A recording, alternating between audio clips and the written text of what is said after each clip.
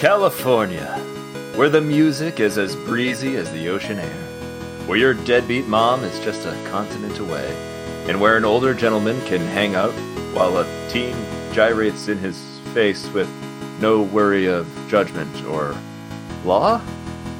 Watchbots?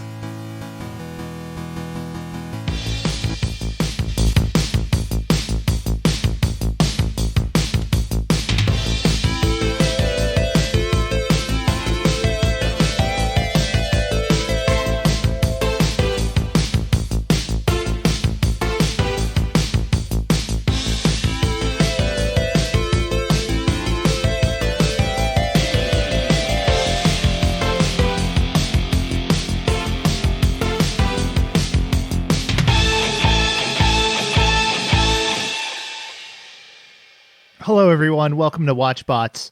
This is prominent club owner, Ben. I am joined by Shaylin. Hello. And another person who wears sleeveless denim shirts, Dave. It's me. F sleeves. That's what I've always said. Yeah. That's the brand. Got to keep the brand alive. A big F, That's right. Big sleeves. I get t-shirts with sleeves on and I just flex and they pop right off. That's how I get sleeveless tees. How do you keep the seams so tighty? Yes, that's the question. It's talent. Well That's how I done. do it. Yeah. It's a learned skill. I mean, we can get into this later. Sleeveless tees, not for me. Not for me. I don't like it. Yeah, me neither. Like the armpit hoops were always too big for me. I was like a small boy made out of toothpicks when I was younger, so like it just looked awkward. I feel like you could see through the shirt through my armpits. So yeah, sleeveless tees not for me. Sleeveless sleeves also not for me. For me, it's like I have weak triceps, so they just don't develop. Try as I do. No, it's true. It's true. Don't say that. I'm triceps are magnificent. I'm telling my truth. I'm speaking my truth here. And it's hard because I see a muscle tee on a website and I go, oh man, daddy would look real nice in that. That's right.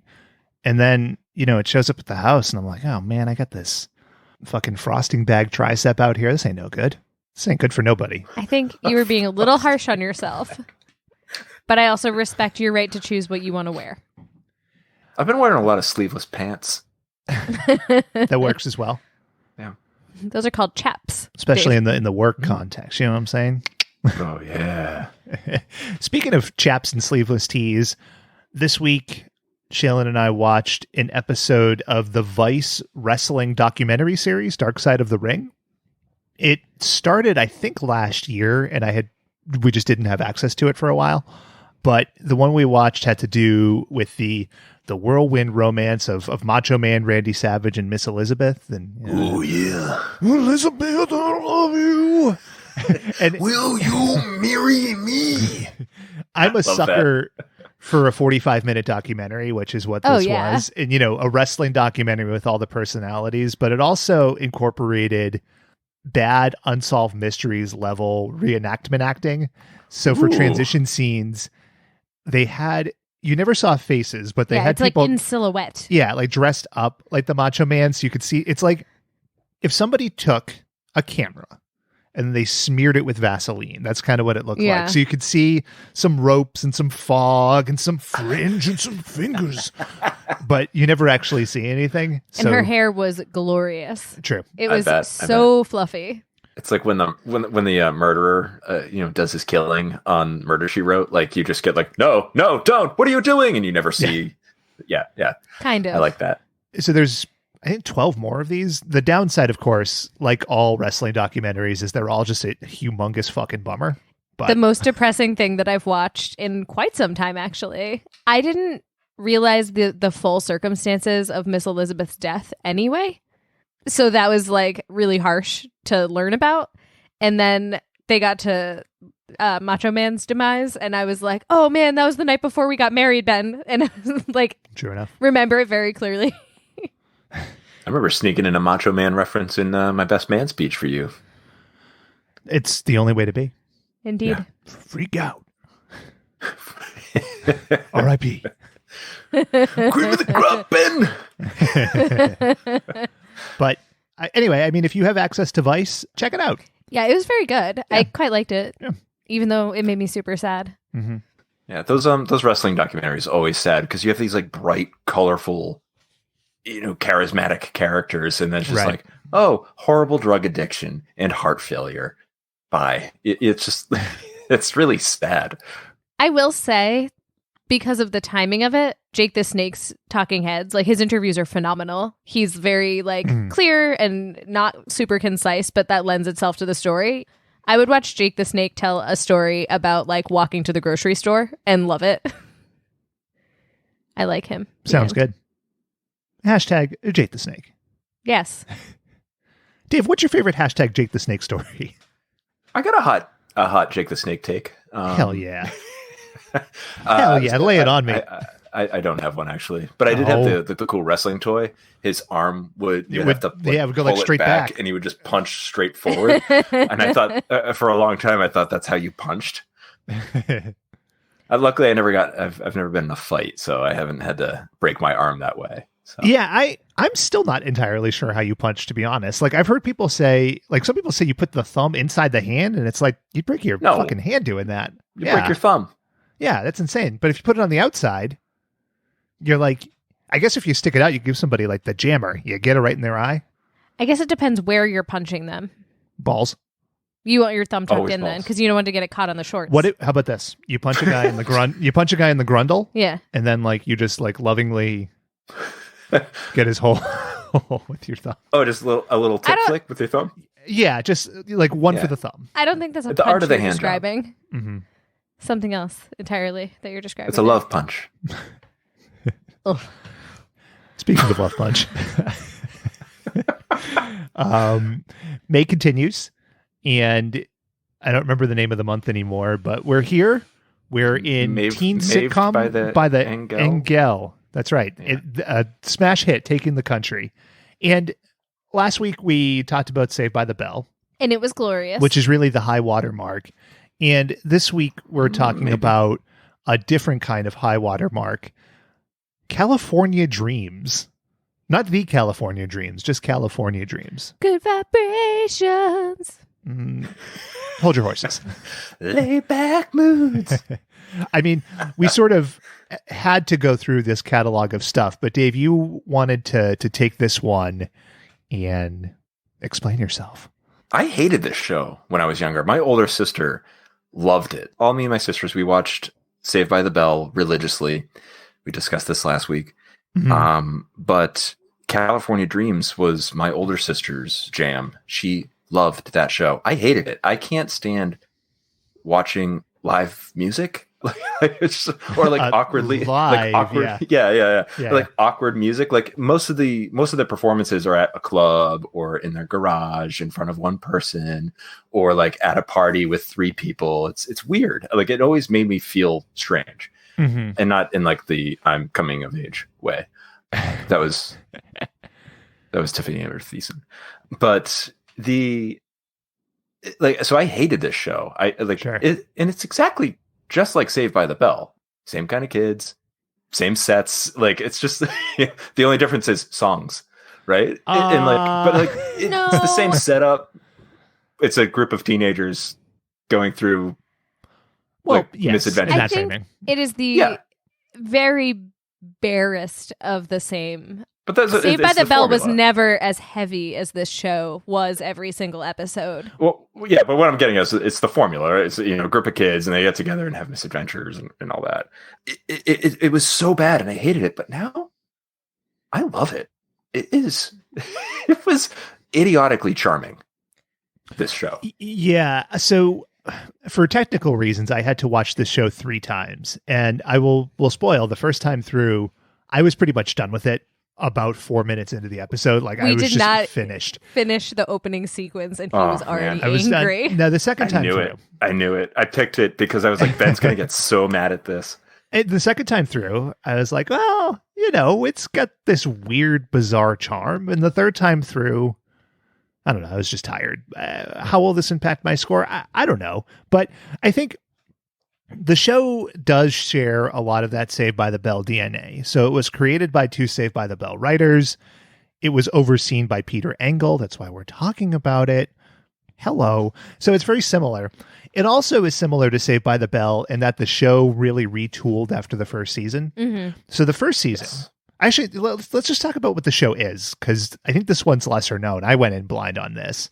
At its core, it's about a group of dipshit teens who form a bad pop rock band. Fuck you. They're awesome. Yeah, they are great. It's I would call it a adult contemporary. Okay, yeah, teenagers. I was struggling to I think that's definitely true. It's production music that was actually written for the show. It's very weird. And performed largely by the cast.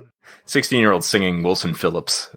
Did they actually sing the music? Almost all of them not only sang but played the instruments, and in this episode, yes, that was them legitimately. That is shocking to me because that doesn't come across at all. They could not have been more artificial feeling. I disagree. I think their voices. What's weird is that she could actually play the bass. No, I don't believe it. It's weird.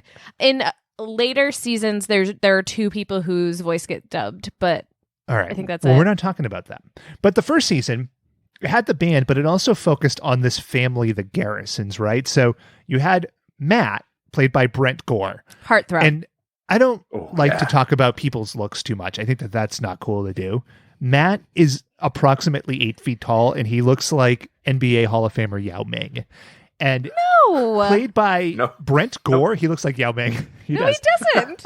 Who is more famous now for being in a band with Teardrop Dolly from Winter's Bone, if you remember that character, and also Joey from Nightmare on Elm Street 3 and 4.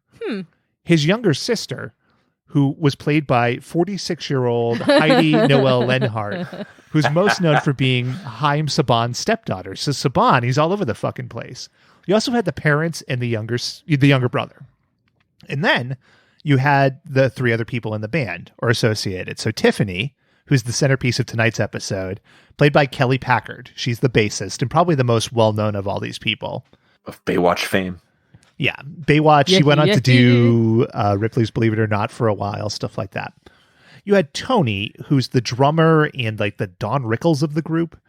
He was around the whole time. And then you had Sly, who's the manager, and he's kind of like Screech if Screech was really confident and also sucked somehow like 300 times worse. Didn't we see the sucking from the Screech porn video? We did. But stunt suck. I think that Sly is less annoying because the point is that he's supposed to be like a sleazy kind of a manager, and having dealt with many sleazy band managers, like he's accurate to the caricature. Shaylin, can we talk about some sleazy band manager stories later? Whereas wait a minute. Hold Screech on. was like a fake nerd. Book 52. Tell me a sleazy story. I want to hear band manager stories. My mom was in a lot of bands when I was a kid. Uh-huh.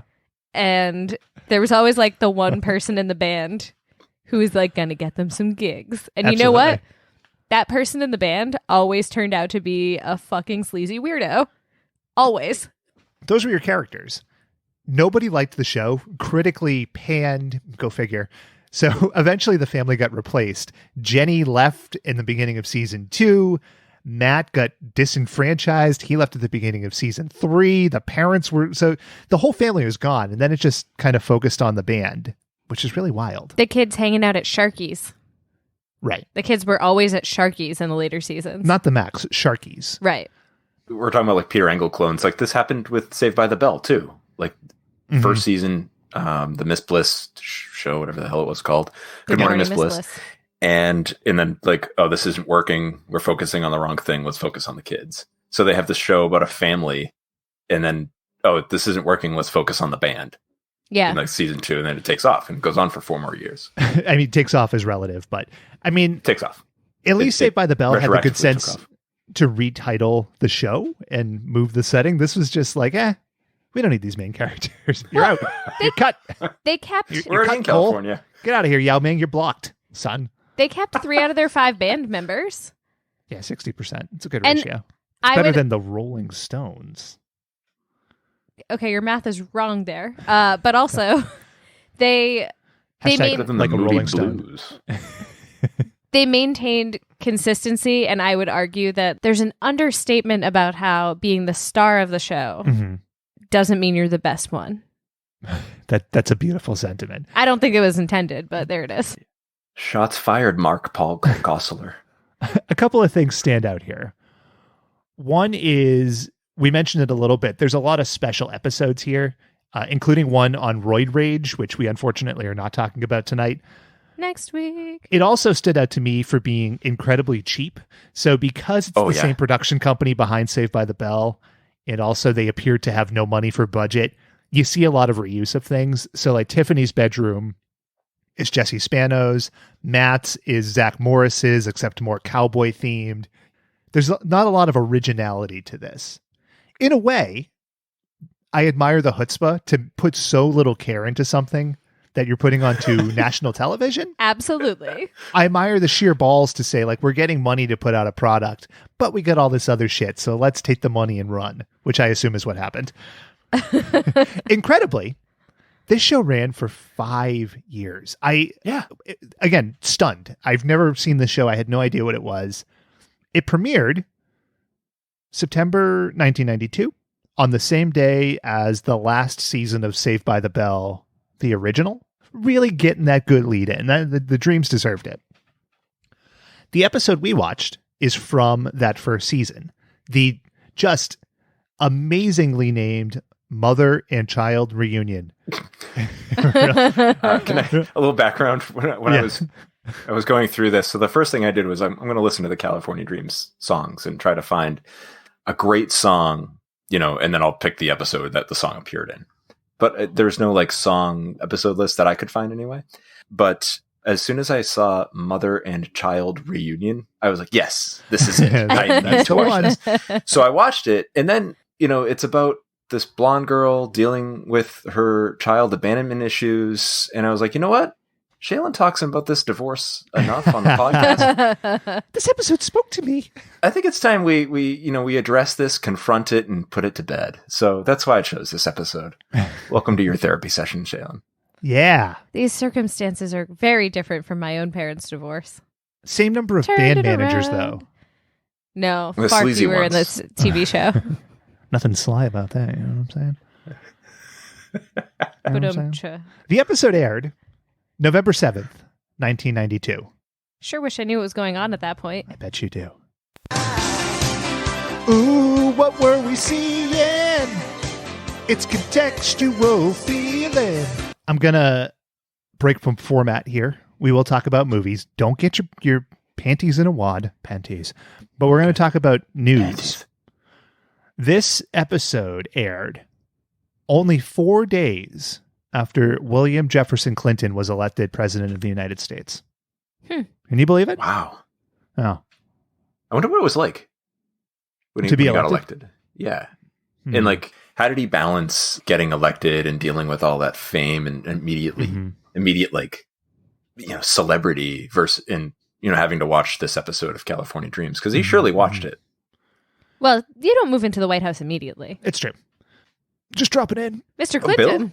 Yes, that's right. When I was on the campaign trail, spent some time in California. Did you? Yes. How was it? Dreamy. Thanks. I watched this episode. I saw that mom and I said, ooh, she could use a blue dress. Wow. California blue jeans. Got yourself a Right, type Mr. there. President? Yeah, that's right. Well, I like them smiley and broken. Wow. Wow, Mr. President. That's a beautiful That is sentiment. dark. Yeah. No, it isn't. Read my lips. No new taxes. Mr. President, who's your favorite character? Mr. Farrell, the club owner. He seemed like he had a style. Was in with the kids. Also did not inhale. Pretty hip like you, sir. That's right. Didn't play a saxophone. If you had been invited to be a guest on this TV show, would you have played the saxophone? Yes. I would have also brought Socks the cat. I meant cat. Sorry. Got a cigar in my throat. You okay, Mr. President? That's right. I gotta go board Jeffrey's plane now. Goodbye. A lot of welling up of emotion here for you, I'm sure. I'm gone. I'm flying. Goodbye, sir. Enjoy your time on the plane. Stay inside. I'm back. Welcome back, Ben. I know I'm always missing. I'm always missing the things here. So, yeah. So it was Bill's Big Week, California Dreams Big Week. I went to Disney World for the first time. That same exactly week? 1 month later. What? Oh, I was like that day, and you missed the premiere. No, Did you tape it? maybe. Did we tape this one? You came home and there was just 4 California Dreams episodes on one VHS tape. What a dream! If you put it on extended play, you get 6 episodes to fit. Now, Nice. top movies. Pro Let's tip, run through folks. these. Passenger 57, Under Siege, and a river runs through it. Always bet on black. That's right. A line made famous by Wesley Snipes in that movie. Ironically, also a line made famous by Steven Seagal in Under Siege. And also by River Phoenix in A River Runs Through It. Yeah, that was a weird scene. Like, he holds up his, like, frostbitten thumb, and he's like, always bet on black. And he, like, put his thumb in the bad guy's eye. Yeah. I've never kinda seen contrived. A River Runs Through It, but when we were kids, that was always the joke on the playground of like, have you seen that movie about so-and-so's bed? A river runs through it because they wet their bed still. Speaking of wetting the bed, let's get into this show. Let's play the song.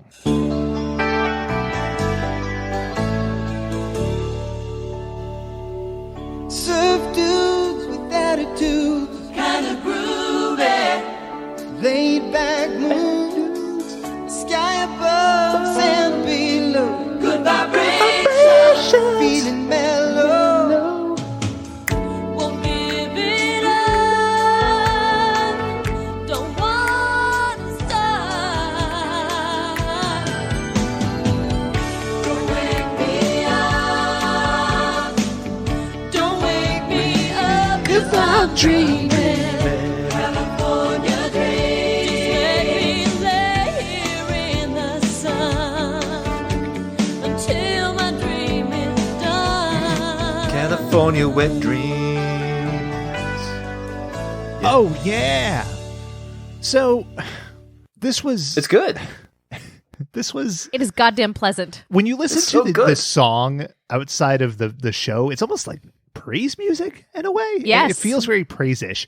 The opening shows your whole gang with Dutch angles. Yep. Like, everybody's in a Dutch angle and they're all doing like splits in the air. I immediately yeah. noted Jenny looks about 15 years older than the rest of the kids. She's not. She's not. She looks It's that- stately. Early 90s, like, short haircut that just made It's the everybody haircut. look the same age, 42. Yeah, that's true. It has now evolved into the Karen haircut as we've aged. And Sly is wearing this humongous red suit jacket. It looks like he's auditioning to be in like The Bachelor in like 2004. You know, Like he's a, got like backup singer for the Talking Heads. That's what yeah, I like was he's got his thinking. hands over his heart. Man, again, I was like, what? So they're a band. Is this the music they play? And I was like, yes, I guess it is the music they play. And that is unfortunate. I disagree. I think it is pleasant, calm, and catchier than Zack Attack. Oh boy. I'm I Team Zack agree. Attack, Shailen. That's fair. I mean, it's okay to be Team Zack Attack. I mean, you know, we can all like shit music. It's fine. So the show opens, right? And we have the main core group of guys and girls, kids, if you will, is the word I was going for. And they're going into, I think it's a garage, Yeah. which is like their band space. And, you know, it's not a cool band space, but they're giving Sly some shit. And they say Sly, I don't know, 300 times.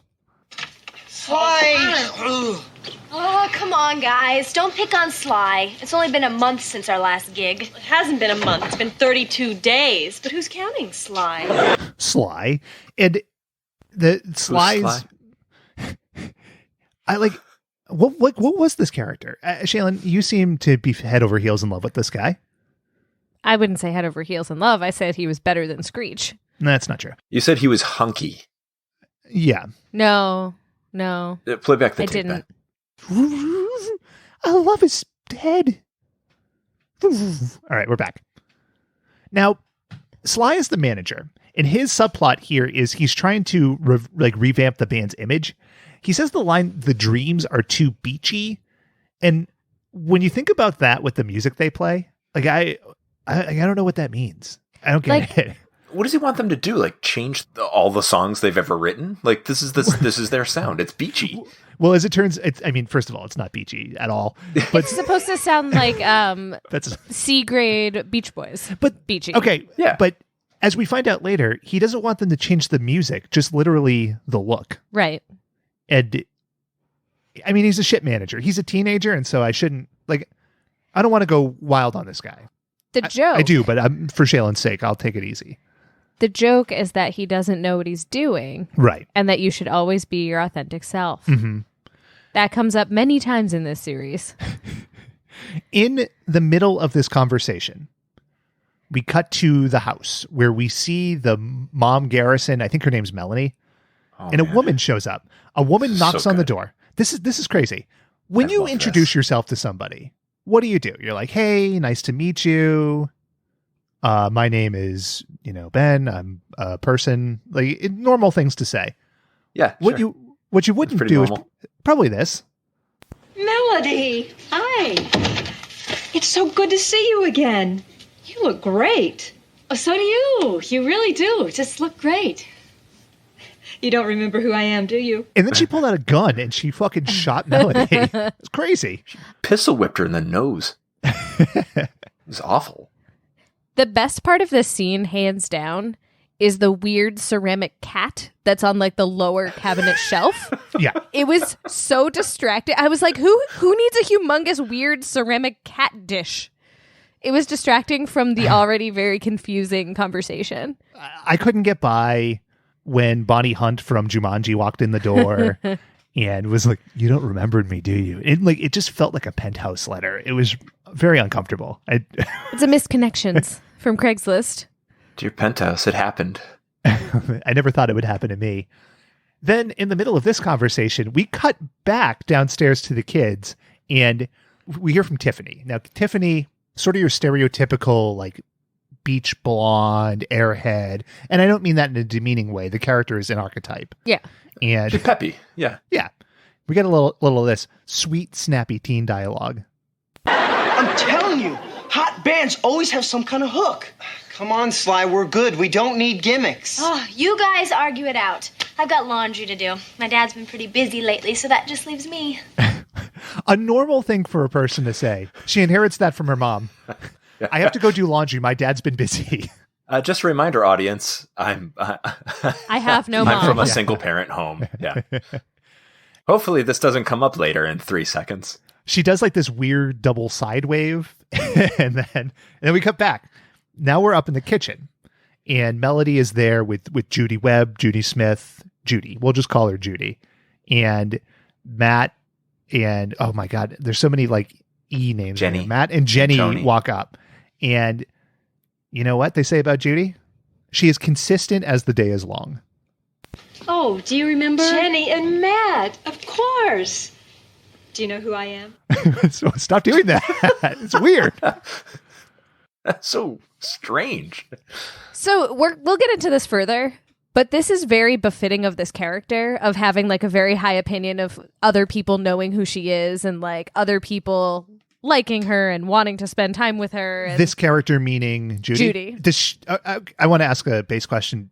Is this the only time Judy comes up or is she around? I don't remember her being around Okay. again. Okay.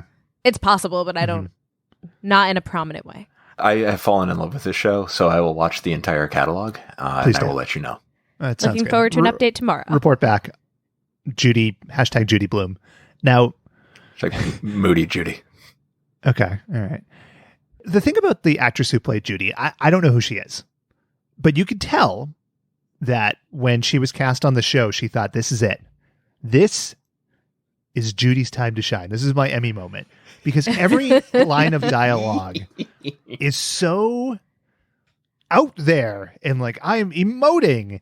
Yeah, it's the community theater acting. Yes. Yeah, it's yes, distracting. that's what it is. If you don't believe me, listen to Judy reminisce about Jenny and Tiffany playing together. I'll never forget the games you used to play. Tiffany would pretend that she was in a fairy tale forest, and you would always try to convince her that it wasn't real. Maybe when she heard the show was called California Dreams, she thought California was like 14th century England. Like, just her intonation, it's badly written fairy too. tale. Yeah, like, I'll never forget the games you used to play. And she's like staring off into the middle distance. It's Yeah. I like So- like it was like Downton Abbey. Like, Jenny, I remember you used to play fairy tale. When I was in high school, I was in the drama club. Right. Because everyone was in the drama club in a small school. Weirdly, 75% of the kids in the drama club, as soon as they hit the stage, turned British for no reason. Yeah. Like, just completely inexplicably. And like, not in an authentic way at all. Yeah. So I'll never forget, we were counting how many characters we had to play in Oliver, one of my friends and I, because we just didn't have enough kids in the school to do the whole play without us doubling up. And she was like, well, first we play orphans, and then we're girls. And I was like, you're from like southeastern Massachusetts. Where is this accent coming from? And she went, we're in Oliver. And I was just like, nuts. No, back it Method up. acting. well, that's like, we've been watching Top Chef and we're in season 3, and there's a woman on there who she claimed to be from South Africa, but her accent was very odd and inconsistent. And the show aired years and years ago. So obviously like stuff comes out. It came out that she was in fact not from South Africa. She lives in the town in Massachusetts where my mom and stepdad live. That's where she came from. So she's just faking being South African. An absolute And liar. as soon as you realize it, it's like very, very obvious. Yeah, she's too. fucking talking like this kid. Well, and she explicitly Yeah, states South many African. times, We're going to get the socks, huh? I know Americans yeah, like to yeah, I'm put from ketchup J-Town. on their food. And apartheid. I don't like ketchup. Anyway, Judy's a shit actor. Sly and Tony come up, and Sly, he starts hitting on Judy immediately. I think this is the clip. It's gross. Bessie, you're such a low-brain, pie-in-the-sky, gimmick bitch and sleazeball. Sometimes I want to slap your head. That's Tony. Oh, excuse me. I didn't know you had company. And she can keep me company anytime. Oh yeah. This is the guy that you fell in love with? No. I told you I liked Matt. Get it right. God. You said Sly was a hunk and a treat. I said Yeah. he was better than Screech. I mean, again, I admire, like the show, Sly's pure balls to Yeah. just start hitting on this woman, but it's so gross. It's disgusting. And what's more disgusting is that she doesn't shut him down immediately. Yeah. He's a 16-year-old boy. Oh, yeah, she's into it. And it's played for laughs too. It's like the light laugh track is just going wild. Yeah. It's like they expected the teenage boys watching it to be like, go get her, Sly. Go, woo, woo. You know, like track her down, because that's the dream. That's like the Stifler's mom thing. Pre-Stifler's mom. I think I've matured past that, though. To me, it's just like, Judy, you can do better. This guy's a fucking numbnuts. He's not even successful. You can't He's even bad at manage a band managing. Yeah. Now, later on, the show did get the band did get a groupie who became, I think she became part of the band, but Yeah. she's described as a groupie. I don't know if that's like in a Mel Flight of the Conchords way, or like a Guns N' Roses backstage pass. More like Mel.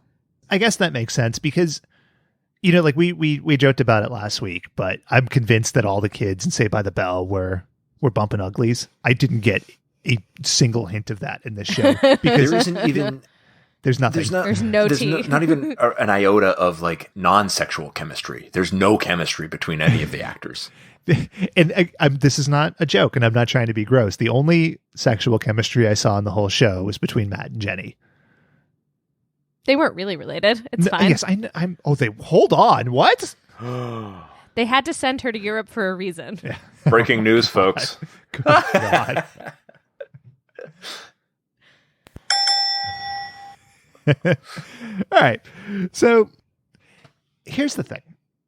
Judy has come back. She's been gone for a while. We're not really sure of the whole circumstance yet, but she's been gone for a while and now she's back. And she's there to see her daughter. This is the whole reason she has come from New York to California. For whatever reason, Jenny's like, maybe it would be easier if we tell her you're back in town.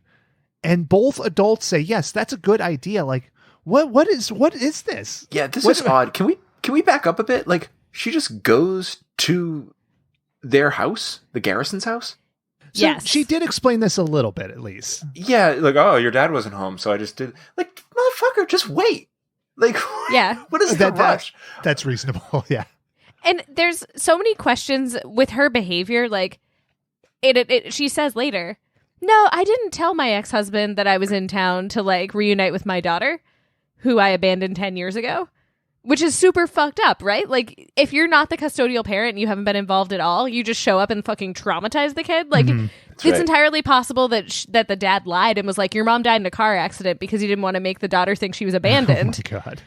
Like, Hey, he has no we're idea. uncovering things now, Ben. I told you. Said he was going out for ice cream. It just seems so messed up. And then all of a sudden he's like, my dad's like, Shaylin, I have to go. Sorry. But that Melody, who appears to be like a normal person, is like, yeah, you know what? However old she is, like 16 or 18, go tell your best friend that her mom's back in town. And it's just After like, what abandoning her. Yeah. Soften that blow for me. Strange. Really It is weird consistent stuff. with a character that would abandon her child. Yes, that's what I'm saying. It is also consistent with Jenny's character to fucking be a Budinsky, That's true. as we're about to get into here. Tiffany has just left the house to go do laundry. Right. She's left the band. The entire band follows probably 50 steps or so behind, and they go to her house. Now we see Tiffany's room, which is Jesse's room from Saved by the Bell. Right. And this is funny. Come on in, let me put this away. Oh, cool. Sly, be careful. Those are my special stuffies. First of all, special stuffies is gross, but Oh, yeah. Who calls it a stuffy? Someone whose mom gave it a weird nickname before running out the door. And then she just latched onto it mentally. Yes. Also, can we talk about this room for a second? yeah, I want to talk about the surfboard too. Yeah, so I'm in, we all live in Massachusetts. We grew up here.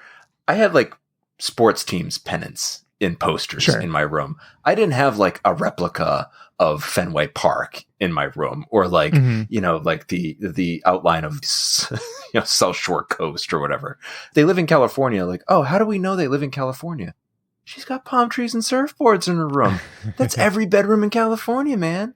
Well, you know that she likes surfing because her friends come to her room, and ostensibly she's been doing laundry. She has the surfboard in front of her and she goes, oh, hey guys, let me put this away. And she just turns 6 inches and puts the surfboard down. Yes. What had she been doing with She's the surfboard? waxing it at the beginning. Yeah, I bet she is. No, when they show her at the very beginning, she was putting wax on the back of it.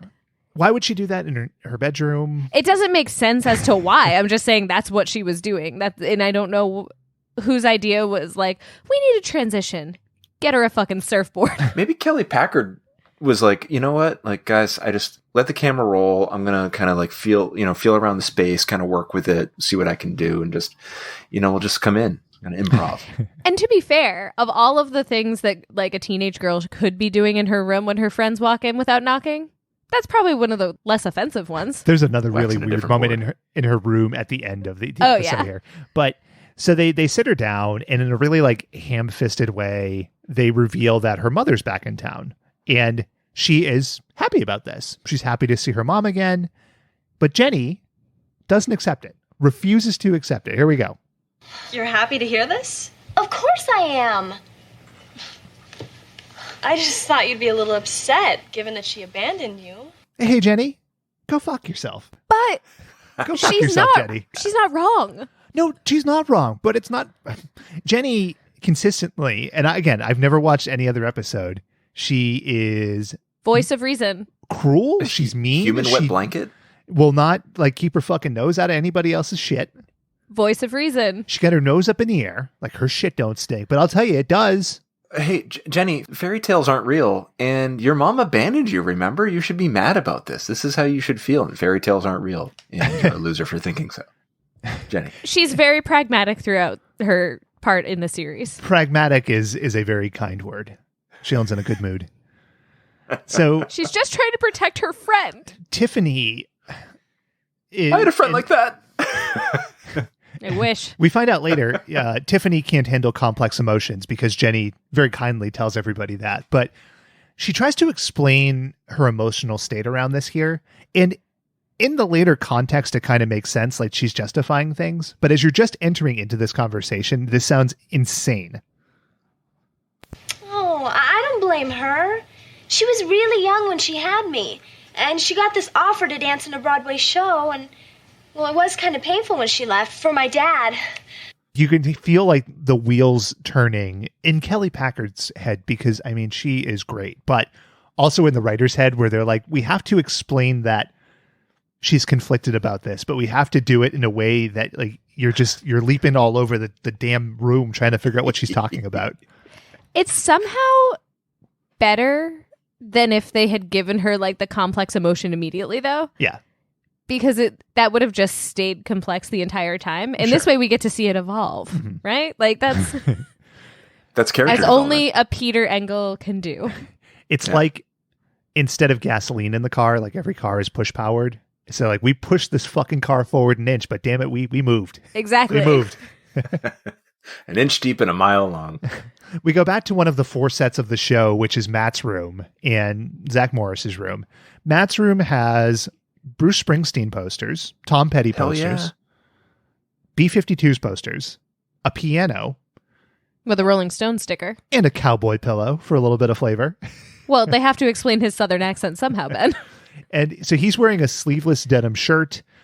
This is where I thought he looked like Yao Ming again. This is where I fainted because I was so jealous of those sleeveless tees. They're all hanging out in there, and for whatever reason, maybe because it's a safe space, Tiffany and Judy are going to meet at the Garrison's house. Right. Whatever. I mean, sets are expensive. Yeah, I was going to say this is where budget constraints come in. I also love the budget constraint of they can afford a like a nightclub owner, but they can't afford Kelly's father, who seems pretty integral to this plot. Hold on. I will not hear one word of denigration against that nightclub owner. Oh man. No, I'm not denigrating him. Oh, He is amazing. I loved every second he was on that screen, but they can afford him. Right? Well, we need the nightclub manager, but they can't show Kelly Packard's character's because father. he would force the character development too fast. Yeah, that's why you need Mr. Farrell, just to ease everything along. Also, he had a copy of the script, so he knew he had to stay home that day. You can't do laundry, you're busy. The teens are all in the room, and they're all in Matt's room, and like they're chilling like teens do. Sly comes in. One of his ideas to fix the band is a smoke machine. It's a good way to change a band's image as a smoke machine. And Tiffany's getting ready to see her mom, and Sly, in his very sly way, says, Oh, hey, Tiff. Want to see your mom? Don't say anything stupid. Again, Shaylin's favorite character in all of media, I believe was the quote. I hate you, get out. Better than Scarlett O'Hara. Maybe. Better than Walt. No. Hotter than Clark Gable. Sure enough. Sure enough. So Tiffany goes downstairs, but before we get to the emotional crux, we gotta stick with the band. What's the band doing? They're fucking with a smoke machine. Now imagine, the stage is smoky. You burst through the smoke, and ba-boom! Groupies passed out all over each other. Forget it, Sly. Taken out of context, that clip could be seen as extremely bad, problematic. Yeah. Sly promoting bad culture. Yeah. But in context, It comes off actually pretty much the same. He's a 16-year-old boy who is managing a band for groupies. Are you related to this guy or something? I'm saying it's consistent with his character. Okay. Shaylin, That's did you all. know there was an episode where the actor who plays Sly, I guess he was a straight up punk, as you know, and they would write in scenes where he had to take off his shirt. I was reading Really? about No, that's this. not true. That's not true. true. I'll find the link after. God. Googled top 10 weirdest or best or something California Dreams episodes, and there's like a couple where he like takes off his shirt. They just like wrote in scenes to get him shirtless. That's very odd. It's sort of like where they write in scenes to get the two women in the band to just wear like bikini tops. Right. Yeah. Kind of like Boy. the scene we're getting into. Yeah. And then we get into like the BDSM gear as well in a That was second. what I was here, talking but about. I was talking about when they come back from the beach. Oh. Not enough. It's Judy several skin. instances. So They're in California. mother and daughter meet, and it's very touching. They hug, and they're like, "Oh, it's so good to see you. It's great to see you too." And Judy's like, "Tell me about anything. And they're just teeing and talking about first kisses. And then it gets into something a little smelly. Tell me about anything. Okay, do you smell something? And Judy had let her bowels loose, just in excitement, upon seeing Tiffany. Gross. I'm sorry, I've cut cheese. I've never seen a shit such as this. I've defecated with excitement to see you. So they're cleaning up the shit, and conveniently, the smoke machine has also filled Matt's room with smoke, right? And they come downstairs, and Tony does like his insult comic bits here. Someone should ventilate your head, you big Smokey the Bear looking chump. Tony's acting style is just saying things like this. Chump. He punctuates with chump a lot. He's always beating Sly around, which is fair because Sly sucks. Calls him Sylvester a lot. Ooh, that's the biggest insult of all. Burn. Here's something I don't know if I enjoyed it. Shaylin says I reacted to it. They're standing in the kitchen. The smoke machine has just gone off. There's not even a smoke alarm. They're just like the smoke machine has filled the house with smoke. Yes. And then they're standing in the kitchen. And you get this. Come on, guys. It's just a little smoke. It's not like the place is on fire or anything.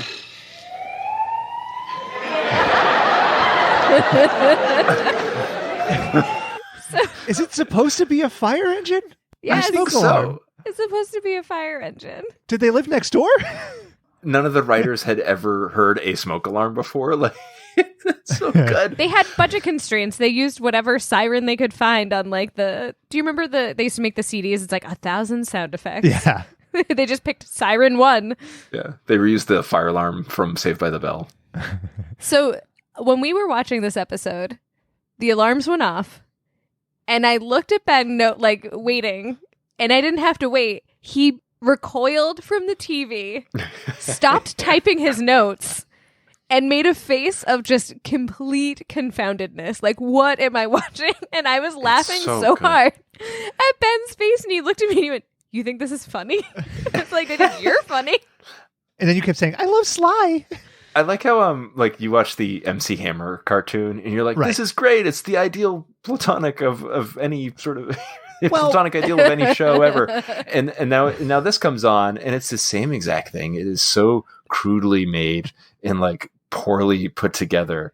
For me, this is the car wreck I've been waiting to see. all my life. Sure. Fewer celebrities in this one. And I will say, too, I mean, Hammerman is a cartoon. So, like you expect it to feel a little cheap and then it lives up to those expectations. This presents itself as like a real TV show. We got some cameras set up and we got the actors in here and we got costumes. And then I'm not saying I didn't enjoy it. It's just...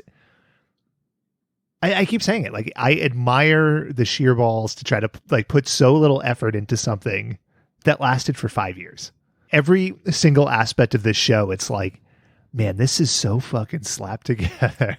I have to wonder if the people making it felt like that, or if they were like, look at all this money we're saving. We're so Yeah. smart. We can reuse Kelly's old costumes by putting them on Tiffany. No one will ever notice.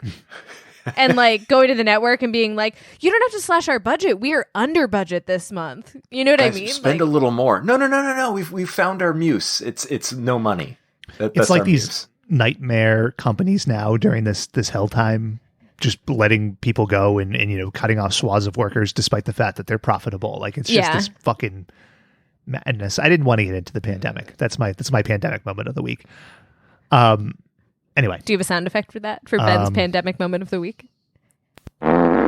So Tiffany and Judy leave and we cut back and the band is practicing and Sly is pitching like a roller dancing idea. And then Tiffany and Judy come back and they've just gone surfing. I don't know what amount of time has passed, but whatever. Doesn't matter. So they're wearing wetsuits and Tiffany says something that it didn't go anywhere. It didn't go the way that I wanted, but here it is. I don't know about rollerblades, but lots of bands have dances in their acts. Yeah, see, that's right. True. Hey, my mother's choreographed a bunch of music videos. I desperately wanted this to be the mom joining the band and Yoko Onoing the California Dreams. Oh, yes. Worming her Yes. way in and, making it shitty Not that it's not shitty now. It didn't happen. What did happen is something almost as good. She's choreographed a bunch of music videos. That's sure, right. Makes sense. Maybe she's worked with NKOTB or something. Why did she just now return to California if she has a job doing that? Don't ask logic questions, Shaylin. Why is she in this garage in the first place? Like you're going Why is she hanging back out with to these see your kids? Yeah. daughter you haven't seen in 10 years. And the first thing you do is like, yeah, we can go to your friend's garage. Sure. It's just better a than weird going decision. to her estranged husband's house. Where is she staying? Doesn't matter. Her car. Jenny, I'm living in the car. I The automobile. have a bigger logic question.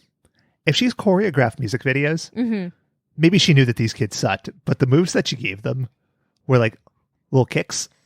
Like, what the fuck was this supposed to accomplish? So I was fully expecting the daughter to say, like, she's choreographed music videos. Sure.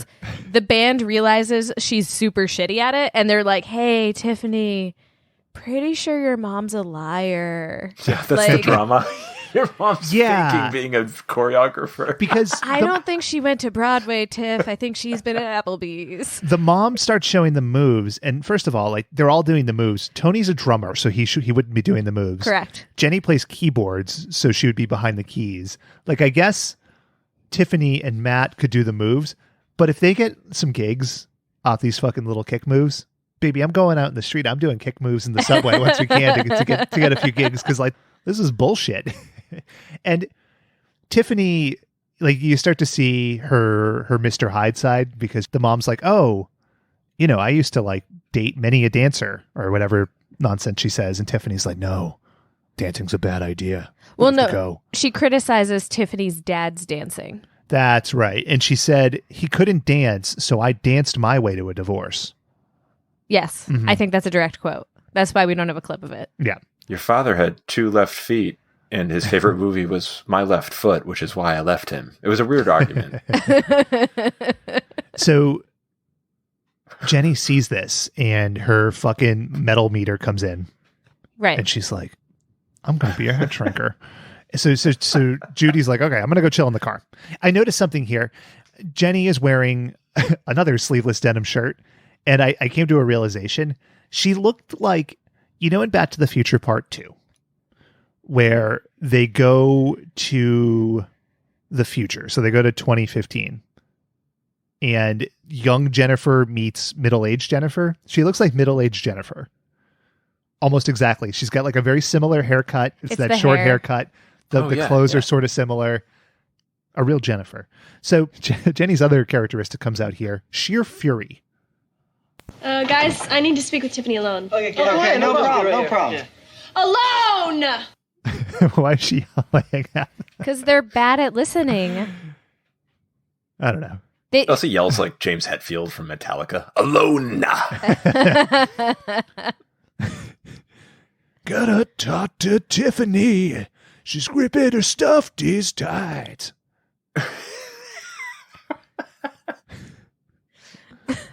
Exit right. Where's your mom, my best friend? So Jenny and Tiffany are alone here. And, well, here we go. That's not what I saw. I think you're holding back 10 years of anger toward your mother. I don't know what you're talking about. Oh, give me a break, Tiffany. The woman ditched you when you were 6. Jenny, get off my case! First of all, you go, Tiffany. You tell this fucking psychopath to get off your case, because Jenny's just yelling and, like, she's pointing at Tiffany stronger than Slater was pointing at that microphone. Counterpoint. Are you related to Jenny somehow? No, I'm just saying. Screaming at Ben all night. If you Alone! It's a genetic thing. if you spent the last 10 years with your friend who had no mom, and then the mom like showed back up, and like you probably had to share your mom for certain things because your friend Ew. didn't have one, right? Like, oh, we're gonna go shopping. Tampons? You can come. Yeah, definitely. And like it comes up in other episodes that like when Tiffany was sad, like she would go to Jenny and Matt's house. Like it would probably be difficult as a person to be like, oh, this person has put you through a tremendous amount of pain and suffering, and now she's back and you're just like forgiving it blindly. I don't think she's in the wrong. That's what I'm saying. But here's the thing. Tiffany, why are we talking about this seriously? What are we doing? I just had one of those out of body moments. Tiffany needs to figure this out on her own. She needs to start to deal with her stuff and deal with her relationship with her mom. She doesn't need fucking know-it-all, nose up her ass Jenny to come in and be like, no, Tiffany, you're wrong. You're wrong. And you don't like your mom. You're wrong. I love this. We're talking about this so seriously, and the show started off with, I know we're pulling a Jenny. Attitudes. Till my dream is done. So anyway, now we go to Sharky's, and I wish we had spent more time in Sharky's, which appears to be like a tiki bar with a plastic shark. And they have a lot of pizza. And they have like orange cakes. Yes. Yeah. Oh, gross. It looked like Ernie's from Power Rangers. Yes. Mm-hmm. Yeah. Saban. Full another circle. Saban connection. What I was disappointed with in this scene, and I'll spoil it, when you see a cake, either somebody got to be eating it or somebody got to be face first in it. Yeah. We didn't see that. Chekhov's cake. I needed Tiffany to be flipping that cake. But so Judy's there, and Tiffany walks in. We get a little surprise. Oh, wow. You guys really surprised me. Especially since my birthday's not until tomorrow. Well, we did it today because you always have that special birthday dinner with your dad. Oh, yeah. Look, Mom. It's okay, Tiffany. I understand. I don't want to intrude on your relationship with your father. Just everybody, like they turned into robots. Their skin melted off because there's no emotion. So dun, dun, dun, dun, dun. I love this setup of like friends, respectful of boundaries and like tradition, right? Except for Jenny. No, she's the one who says we did this today because we didn't want to mess up your tradition with your dad. Yeah, but she was brandishing a knife at Tiffany the whole time. The mom, I don't want to mess up your relationship with your dad. Right. And then we get into the next minute of conversation. Yeah. So I want to unpack that clip a little bit. So the first thing, the most disturbing thing to me is like, oh, you surprised me, especially since my birthday is tomorrow. Like, is this a universe where they only celebrate birthdays on the actual birthday? Maybe. Yeah. Yeah, I don't know. Like sometimes at school, my friends would surprise me on Friday and my birthday was on Sunday. What a crazy world. And then the second thing, her father does not show up in this at all. Well, it's not her birthday, so he's planning her special birthday dinner that they always do. That's true. That's true. Yeah. I like that it's ostensibly her 16th birthday, right? So her sweet 16. It is not brought up until this point in the episode that tomorrow is her birthday. It's her fucking 16th birthday for this very like 90s California girl. You would think there'd be like some build up. Any mention of it? I have an important question too. Yeah. What do you think the special birthday dinner is? Like, what is that tradition? I think it's a can of beans served inside a shoe. That's what I think. Just popped to mind. It's definitely California themed. Yeah. Okay. Yeah. The California wet burrito. Damn it, Dave. I was going to say it's some kind of like Baja shrimp on the beach. Yeah, exactly. Okay. There's avocado involved for sure. Listeners, we want to hear from you. # Tiffany's birthday surprise. So Sly, he missed the surprise. This guy's a fucking dolt, but he had a good reason, right? So he comes in and he makes an announcement to the Dreams. Big time club owners coming to the garage tomorrow to hear us play. Not just a club owner, a big time club owner. Now, he doesn't say it here, but you can feel it emanating off of him that he's talking about Mr. Farrell. We're going to meet Mr. Farrell in a minute. He's pivotal. Owner and founder of CBGB's. That's right. And they're hanging out and they're all trying to give Tiffany presents. And this is where the glue starts to come off the spine of the book, if you will. Well, it's not Smith anymore. I changed it back to Webb a long time ago. First of all, she says that in an insane way. And the camera cuts to Tiffany. And like, she's like JFK in the Zapruder video. Like she just like slow motion, like uncoils. This emotional magic bullet. And moments ago, as we discussed, Judy made it clear she didn't want to interrupt, didn't want to get in the way of Tiffany's relationship with her father. Seems respectful. She proves this by buying Tiffany a plane ticket to New York so that she can live in New York for an entire year. That's right. Like the psychotic person she is. Tiffany or Judy? Judy. Okay. So she shows up at her daughter's house. Daughter isn't there. Right. I'll go to my daughter's friend's house and hunt her down. I won't tell anyone who I am until they guess. I've been working at Applebee's this whole time and lying about my dance career. I was living in Sacramento. Maybe she is the Terminator, like just hunting down this teenager. She got stuck Relentless. in Jumanji for Right. 25 years. She finally rolled a 5 or an 8 and she got out, and here she is. World's a different place. It is And then she had 12 alarming. kids with Steve Martin. I felt so many feelings watching this weird presumption of like, it's been a decade. Come fucking live with me for a year. Screw all these people I've been spending all of this time with. Because even in a universe that's supposed to be like lesson learning, Right. teenagers, kind of flimsy plot lines. Like of all of the flimsy plot lines I've seen in Saved by the Bell, California Dreams, anything with Peter Engel, that one decision, I was just like, no, this is not fucking reality. Oh, I'm not feeling it. I don't believe this. I don't believe this. So Tiffany, rightfully here, freaks out, right? Here's a little teeny bit of it. Plane ticket to New York? Well, it was a little awkward, but I had a talk with your dad, and he agreed that if you wanted to, you could come to New York and live with me for a year. How dare you? What? Now, to fill in this blank, I'm going to introduce a new segment into the show. It will be all of us trying to replicate Tiffany's restaurant outburst here. Starting with Shaylin. You expect me? Damn it, I lost it. You come in here after all this time and expect me to drop what I'm doing to live with you? Is that close? Okay. Did I get it? Yeah. Dave, what's your take? How dare you? You expect me to drop everything I'm doing? I'm part of a great band, and we have a gig right now. And I can't do that, Mom. I love you, but I hate you right now. Goodbye. Okay. All right. Here's mine. How dare you, Rue? You told me you were leaving for cigarettes, and now you came back and you want me to move to New York where they don't make good salsa? Eat cake. And then she would smash Judy's face in the cake. I'm going to pause here for a second and just analyze the sentence from Mom, Judy. It was an awkward conversation, but your dad said, if you wanted to, Right. you could move with me. And in this moment, we learn a lot about the dad. First, that he's super smart and knows that his daughter's not a dipshit and will not do this insane thing. And also that he never learned his lesson talking to this woman, that he has to directly tell her things. Also, to be fair, I mean, this reflects badly on the dad as well, because he agrees to this insane surprise plan. Yeah, that's... Shaylin, are you related to the dad? He passes the buck to his daughter to say no. Yeah. That's a classic George H.W. Bush move, and that's why we ousted him out of office a mere 4 days earlier. California nightmare, not a California dream. So Tiffany leaves, and Judy, like, she's sitting there and she's in this red dress, and like she just starts eye fucking sly. It's really uncomfortable. And no one eats the cake.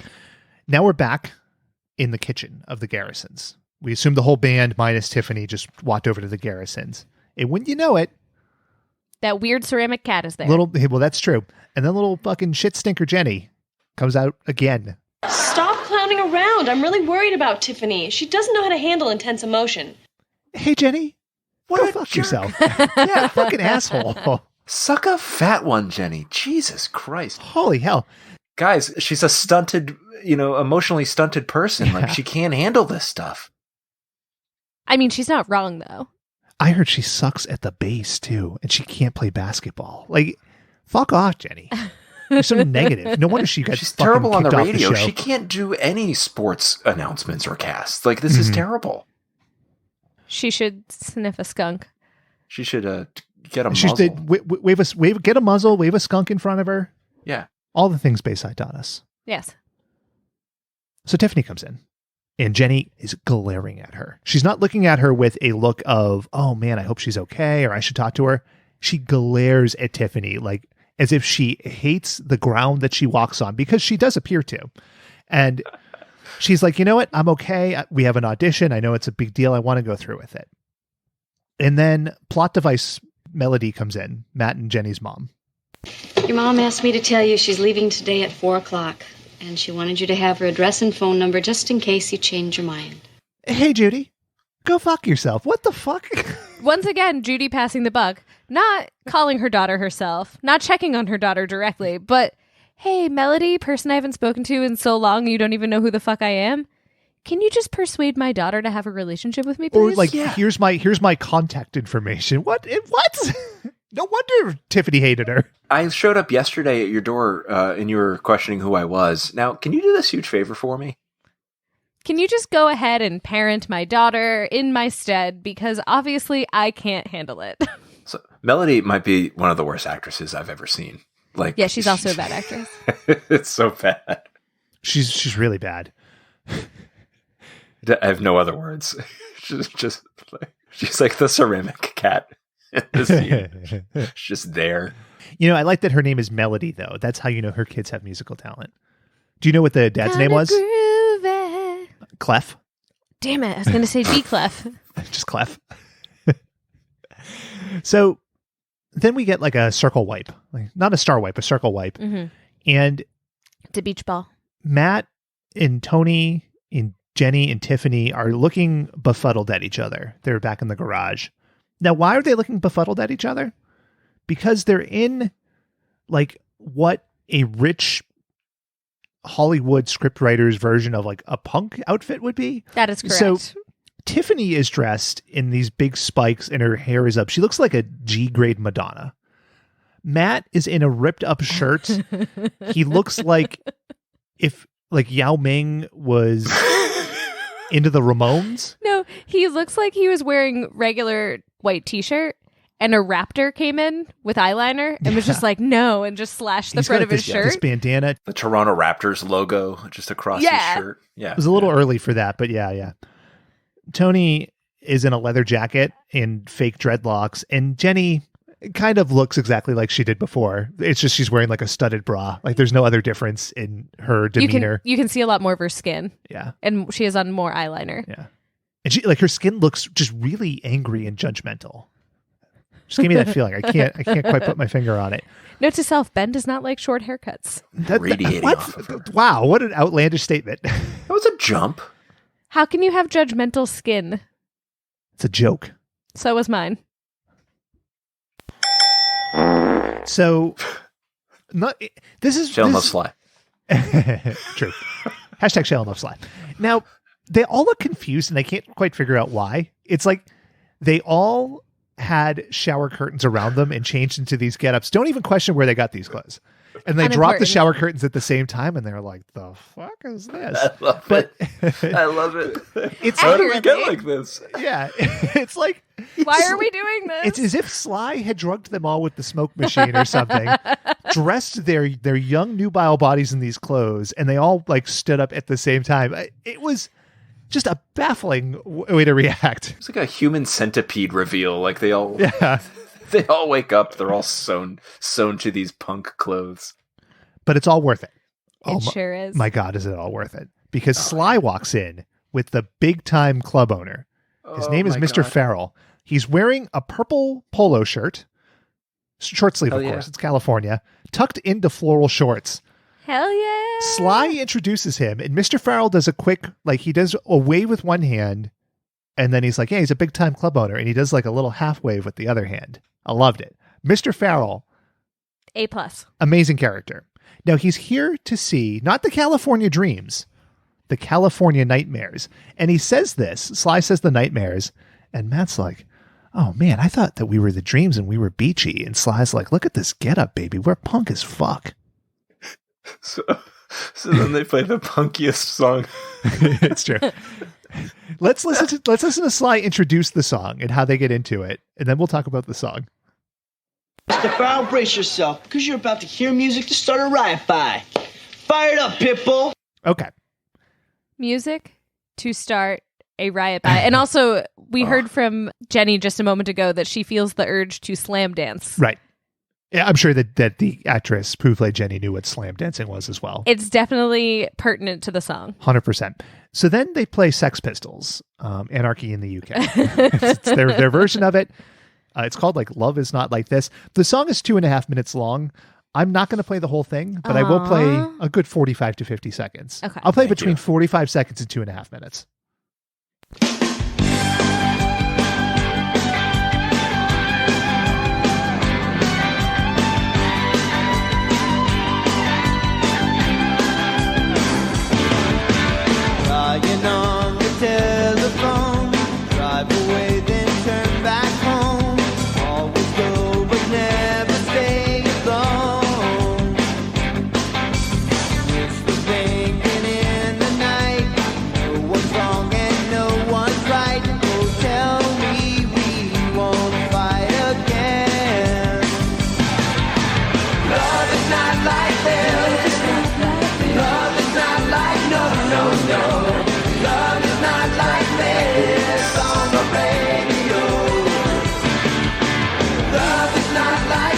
right, you get the gist.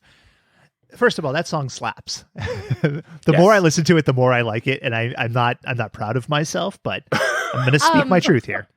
The opening 2 bars before it actually the guitar plays an actual riff is the transition music on Saved by the Bell when they go to the Max. Okay. Oh, yes, it is. That's pretty good. And you know what? It's catchy as fuck. Yes. But aside from the song, oh boy, I could spend like 2 hours talking about what happens in this 2.5 minutes. Love it's is not amazing. like no, whoa, so whoa. they start playing the song, and like Tiffany is headbanging, not in tune with the song, and they're playing the song, and Matt's singing. You get a lot of close-ups, and he's like sneering. Yeah, yeah. He's got like his Billy Idol sneer. If Billy Idol was, he's trying to look like a basketball player from China, But from time to time, we cut over to Sly and to Mr. Farrell. And Sly is he's wearing his big jacket. And he keeps like tapping Mr. Farrell on the shoulder. And he's like, good shit, huh? And at various points, Mr. Farrell gives a thumbs up. Yep. And he's sitting very wide-legged in a chair with his hands on the chair between his legs. And he's just bopping back and forth. He's bopping. This he's guy into it. is having a hell of a time. And it gets even better. Because as we get into the breakdown, Matt's like, you know what? Time to turn up the old Matt sex appeal, because he bops over to Mr. Farrell. He's playing the guitar. He goes down on one knee as if he's proposing to the man, and he's just like rocking out. And Mr. Farrell, I assume like the actor was having a good time. He's laughing his ass off. He doesn't look like he's enjoying it. He's just laughing at how ridiculous this was. Mr. Farrell, A+. Oh man, they get nose to nose. Yeah, nose he's like to right up in nose. his shit. It's so good. Could smell what he had for breakfast. So I didn't look up the acting credit. Sure. But deep down inside of myself, I was like, I really want this to be one of the writers. And they were like, we just need like a dude. And they just pulled him out. They're like, we're going to put you in makeup. Please act like you like the band. The end. You have 3 lines. Again, I was talking earlier about like just feeling awkward watching live music, and not like going to a show or a concert or something. And like, that's fine because you're in like you're amongst like thousands of people. This is like when the guy in college would take out his guitar and start playing in the dorm room. There's like 5 people watching this guy play a guitar. Or you go to a friend's house and this guy has written a song for his daughter, and he forces everybody to listen to him sing it. And I don't know what to do with myself. And so I just pick up their house cat and start making it dance. And then he gets upset with me because I distracted everybody. But, it's Not like... that it's I've like ever done that. How could that happen? That's a hypothetical scenario. That's too outlandish a situation to ever actually occur. Yeah. So always awkward. But like watching Mr. Farrell enjoy the fuck out of this song, I'm free now. I have put those worries to bed, and I can just enjoy music the way I want to. The way it should be. He's earnest as fuck. Yeah, like Yes. I had all my jokes lined up. Like Mr. Farrell was unzipping his pants. He was cranking it in the corner, but it's too pure. Like I can't make the actual joke. Like he's living his life. And the band, now mind you, they're all playing instruments. There's a point at which Jenny just abandons her instrument, which continues to play while she's slam dancing. She's really good. And they're singing into microphones that don't exist. And Yes. Tony's got his foot up, and there's a laugh track, and it is just an insane 2.5 minutes. It's a joyride. For as much as I hated a lot of the show, this was like so pure in its essence. Like I want to distill it down and like inject it into my veins. All right. That's how I feel. I'm so glad you love that song. I've been listening to the entire California Dreams soundtrack for like a week. It's so good. Here's a question. So the makeup of the band changes after season 1 and after season 2. Does the music change in the slightest, or is it still like the same exact sounding stuff? It's different singers. Yeah, but I mean the sound of the music. It does not drastically improve, I don't think. Okay. They Right, try Dave? a different. They try a couple different genres. Like this was the same article where they talked about Sly taking his shirt off. They mentioned an episode where Tony is the singer, and they decided to do like a funk thing, and it was so poorly executed and thought out. It's so bad. I watched the clip, and it's god awful. It's like, again, like some white rich writer's idea of what funk music should sound like. Makes sense. But Yeah. again, what you guys are telling me is that these kids, for this iteration of the band, they all played and sang. Yeah. Like, watch this music video. You could tell me that Jenny had never touched a keyboard. Like, they're just acting it so There's over not the top. much of a keys track in this Okay, song either, Shannon. though. So I feel like You know what I'm getting what at. what I'm getting at is that I think the authentic like version of the song, she probably wasn't required to do that. So then when they put her like in front of a camera and they're like, play the keyboard, she's probably like, what do I do But, like, with the keyboard? Tiffany's like headbanging in a way that has like, it's just so off with the song. And like, I just It's refuse to believe confusing. she was playing the bass. That's what I'm getting at. She also does this like insane thing with her shoulder. Yes. Like he goes over and her shoulder is somehow like flying off of her back. I don't know Yeah. how she did that. It's all but those maybe spikes. She's yeah. hyperextended. That Baywatch training. Exactly. You know who else was hyperextended? That Mr. Farrell. All right, I snuck in one.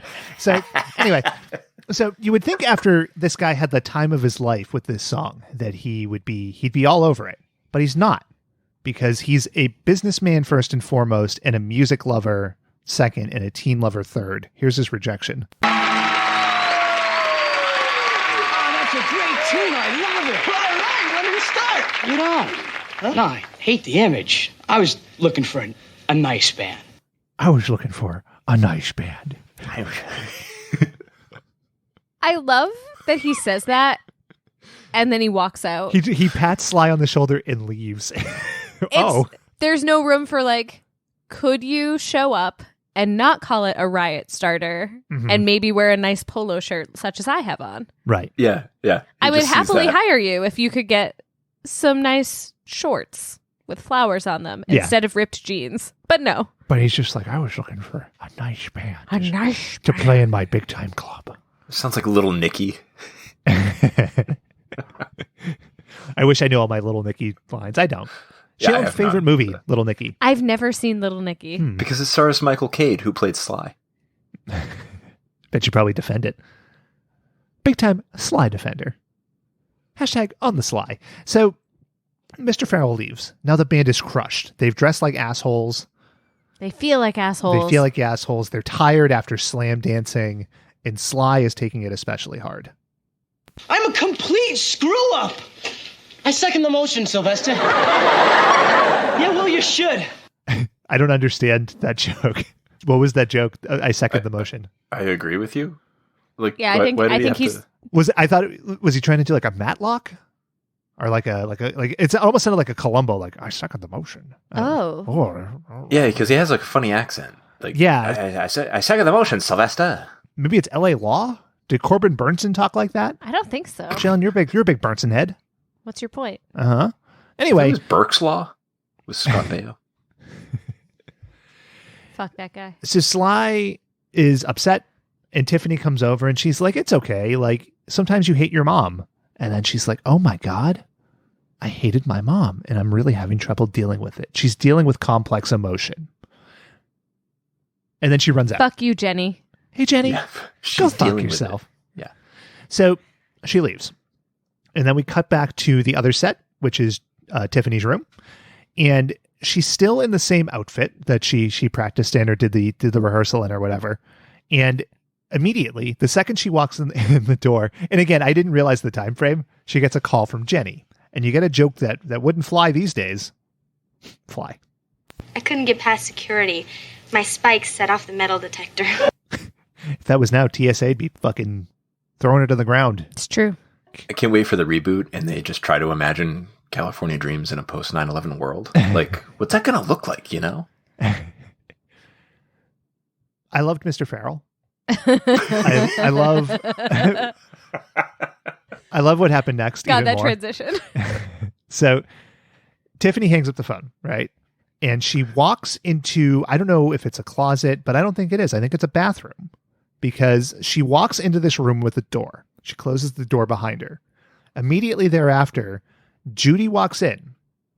Judy picks up one of the stuffies, is looking at it ruefully. Tiffany opens the door and wipes her hands. She's still wearing the same clothes. Was Tiffany going to drop a quick shit? Maybe. That's a realistic depiction of teen life. That's admirable. Dave, what's your take? She dropping a shit? Big old dookie. She hit the brown note? What's going on here? Hashtag did Tiffany poop? Hashtag number 2 Finney. Number 2 Finney. So Judy Pooty. Tiffany's like, oh, I went to the airport to find you because you left your home phone number and you live in New York, you fucking asshole. And Judy's like, oh, I had a change of heart. And here again, Judy going for that Emmy. Oh, honey, don't apologize.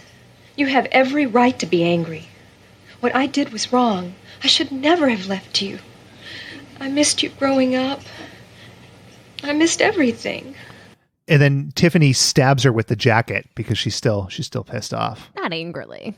Yeah. It's buried. It's she for can't laughs. handle It's played for the laughs. emotions of it. Mm-hmm.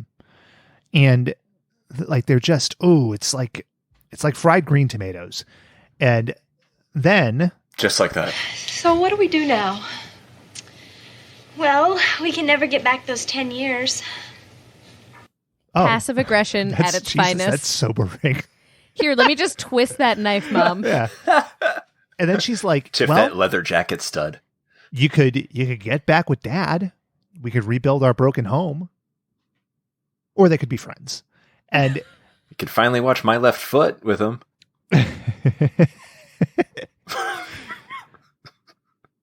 here's how the episode ends.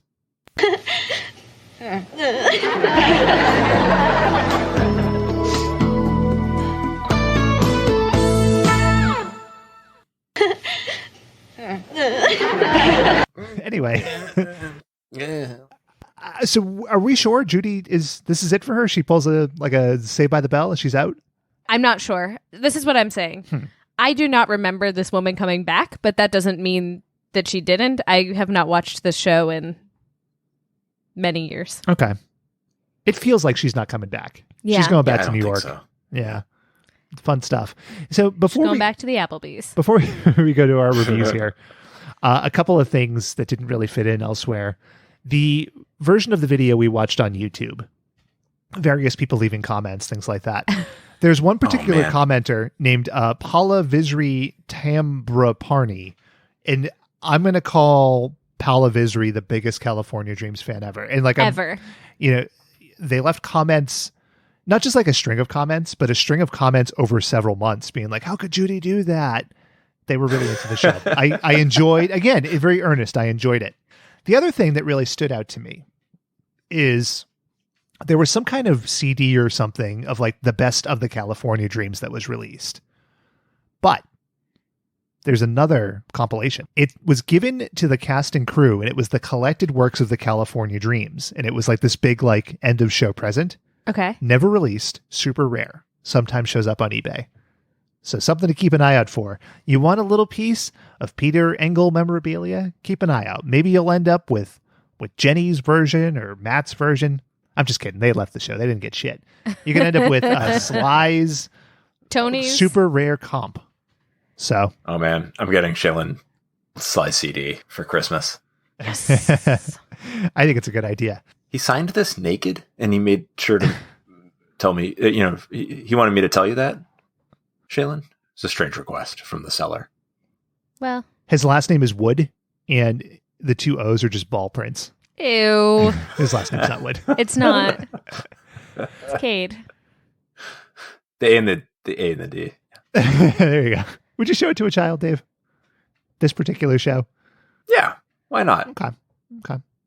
Shailen? Sure. Would you show it to a young Shailen? Young Shailen watched the hell out of this show. Mm-hmm. So yes. Like, hey, watch this. It'll get better. Hate you. I guess there's just such nothing to this. So sure, why not? It's like a fresh glass of water. Let's go with 1 to 5. Mr. Farrell. Estranged parents. Estranged parents / Sharky orange cakes / Mr. Farrell's floral shorts. Whatever you choose. 5. It's 5. This show was amazing. It got better every time I saw it. I know it was good because I was trying to get my wife to watch it, Mm-hmm. and she has like no patience for like shit. And I was like, watch this scene. Watch this scene between the two moms. It's amazing. And she just kind of like walked away. Like I was showing her the Ring video. She's like, no, I can't. Don't. I don't want to watch it. Why is this good? And I was like, it's so good. And she like went upstairs and I was like yelling to her, please love me again. So 5 out of 5. Shaylin? I would give this a 4.5 out of 5. And the only reason I'm docking at the half point is because Judy, the character, sucks. Any other episode I probably like better. Okay. You know, the show's so music heavy. You know, these kids' lives really revolve around this adult contemporary music. So I thought I could only really give my review in song form.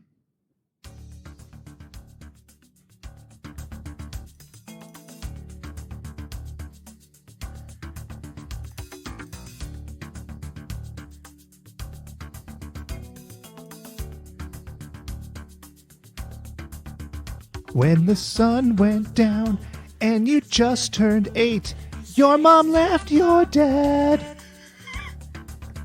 Then she showed back up, acting like she'd never even met your friends.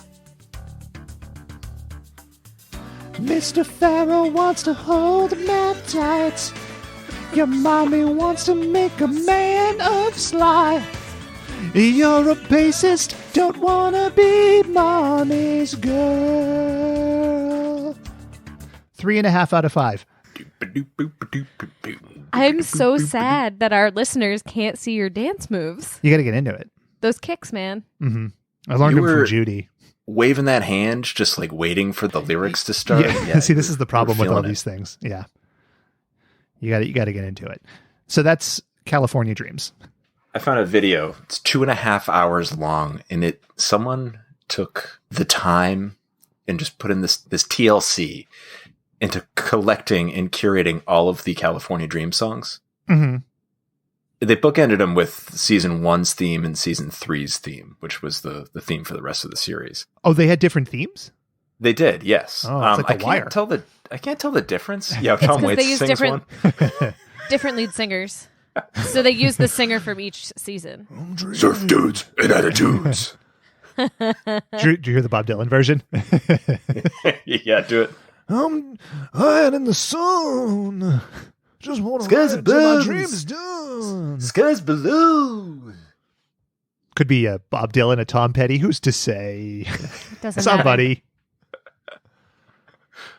Shaylin, what if Ringo Starr sang the California Dreams theme? Oh, he wouldn't lower himself to that. Wow. I thought you liked the show. I do. I'm just saying. Feeling grippity groupie. It's all California ding dong dreamy doo. Where I'm in this singly sang son. If you go to that video, and again, Ben, you were mentioning the comments, like the people love this show and this music. So I took a couple comments here. So thank you so much for share, man. I'm a really great fan of California Dreams, and their music was so warm and fresh back in the 90s. Those tunes, smiley face. I mean, it was warm. It was warm and fresh. Kelly's voice is so beautiful. Love Hearts Don't Lie. Sure. California Dreams. Ugh. Beautiful memories while I was a teenager in Puerto Rico. Smiley face, smiley face, smiley face. Mm-hmm. Another tropical locale. Mm-hmm. Why ain't season 5 released on DVD yet? And I like this one. I think this is missing Stand Back. That's the name of a song. Is that Vince McMahon song? Just like this dickhead, like all these people like, oh my God, Kelly's voice is so beautiful. I can't believe Jenny was only in one season. Hey, this is missing Stand Back. Take it down and do it right. I think what that speaks to, and this is something I think a lot about, is no matter what thing there is, there's this really niche group of people who hardcore love it. You know what I mean? Like, not just the people leaving comments, but whoever made that video had to go through every episode. Right. Lovingly pull the songs, stitch them together, maybe do a little post-production, going, man, you know what? There's going to be an audience for this California Dreams comp video. And there is, you know, There is. So somebody did that, and then one of the first comments that's like pinned to the top is somebody took the songs and timestamped them and gave them all names. Yeah. So I was like, oh, that must be the person that made the video. It's not. It's two No. different people. Two different people lovingly put this thing together, and I just want to marry them. That's the beautiful thing once things get out into the community, right? Like people can take it and they can do their own thing with it. You know, it's sort of the opposite of like a J.K. Rowling who just will not stop fucking meddling with Harry Potter. Like it's very much like a, you know what I mean? It's this big thing, but it's not yours, it's hers. And she's going to keep telling you shit about it no matter what you want. Anyway, it just. If J.K. Rowling wrote this, we'd get like 50 novels of, Tiffany's mom and like her backstory and her time as a wizard on the set of all these music videos. Yeah, like there's no interpretation. It's like, oh, and Judy woke up and her husband was wearing a green sock, and so she left him, and she cursed him with a dibbly-doo. I don't know. Fucking stupid. She's also Ringo Starr. Yes, but high-pitched. That's right. That's another Judy that can get right the hell out of here. I don't know if the J stands for Judy, but hey, you know what, JK? Fuck right off. Get out of here. We don't want you. Shailen, what do you think? Hitting. I agree. I like Sly. He was a real hunk. I like Sly. So, like, clearly, California Dreams is the pinnacle of music. So I thought for my game, I was going to line up them against another musical juggernaut. So, welcome to California Weens. All right. I'm going to give you a lyric, Mm-hmm. and you're going to have to tell me if this is California Dreams or the band Ween. Okay. This is going to be surprisingly difficult, I think you'll find, or very easy. So, who wants to go first? Shailen. Shailen does. All right. The weatherman says it's clear today, but I ain't going out. No way. It's gonna be rain. Is that Ween or Dream? Ween. I'm sorry, Shailen. That is Damn a it. California Dreams song. And I think Tony sings it. Those lyrics make sense for Tony.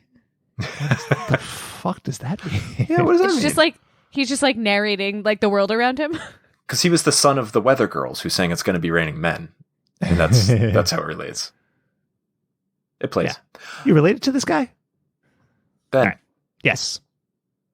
I closed my eyes, then I drifted to sleep. I dreamed about me maybe throwing a party, and just how great that would be. Is that Ween or Dream? Boy, the thing is, I can see it both ways, which is really a problem. I'm gonna go with Ween on that one. That is correct. That All is right. that is the song "Your Party," and we will pause here to pretend I'm playing it. Your party is a very fine party. Man, what a great song, huh? That's so funny. That's a banger. Yeah. All right, Shailen. I'm ready. Hey, little boy, come walk with me. Dream or Ween? Mr. Farrell. Dream. I'm sorry, Shailen. I'm gonna get That is every Ween. single one of them wrong. Still is Mr. from- Farrell somehow. He's the narrator of the song. And he's talking to Sly. And Shailen wishes she was Mr. Farrell. Mm-hmm. Don't we all? Yeah, it's from the song The Mollusk, which is a hit Ween song. It's my favorite Alrighty. sea creature themed song. Hmm. I prefer Octopus's Garden. Okay. I like Deepest Bluest, My Hat is Like a Shark Fin by Damn Ellen it. Cool Yeah, J. that's a good one too. Damn it. Ben, Yes. when you need sweet and soft, I'll be your little girl. Dream. Yes. That is from the song Someone to Hold On To. I don't know what that song is about. It's It just Tiffany singing stuck. to Mr. Farrell. Yeah. I kind of don't want to know anything more about that song. No, I do. Let's just leave it alone. It's probably a very special episode. Shailen, you know that we don't leave things alone. That's true. You're right. Shailen, Yes. laid back moods, sky above and below, good vibrations, feeling mellow. Is that Dream or Ween? Motherfuck. It seems like it should be Dream. So it's going to be Ween. And I'm going to get this one wrong too. Go ahead. It's Ween? That's your guess is Ween? Yeah.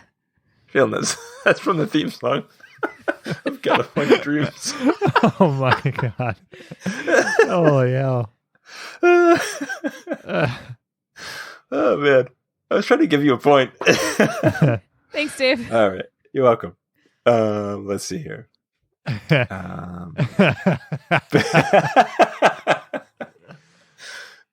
Sheila, is this Teenage Mutant Ninja Turtles or Ghostbusters? Teenage Mutant Ninja Turtles. Teenage Mutant Ninja Turtles. I was making a joke, you guys. High five. I thought it was a good joke. It was a good joke. That's why we're laughing. I liked it. All right. Ben. Yes. You can't build castles on quicksand. Dream. That is correct. Yeah. That is from the song Castles on Quicksand. And a live request, please play that at the end of this episode. It is a great song. I've listened to it like 800 times since last Wednesday. Mm-hmm. It is so good. It is an earworm. It's just banging. Shaylin, and you can put on your shoes, hit the road, get truckin', pack your bag. I don't need the ag. Is that Ween or Dream? Ween. That is Ween with their Yeah. song Piss Up a Rope. Uh-huh. All right. Piss up a rope. Piss up that rope and you're roping. You can't climb that rope 'cause it's covered in slice. Sweet urine. It's a Home Alone Piss up song. that rope. It's covered in kerosene. Why would the rope be covered in kerosene? Anyway. All right. Ben? Yes. It's been 97 days since I've laid my head beside you with a million miles of highway in between.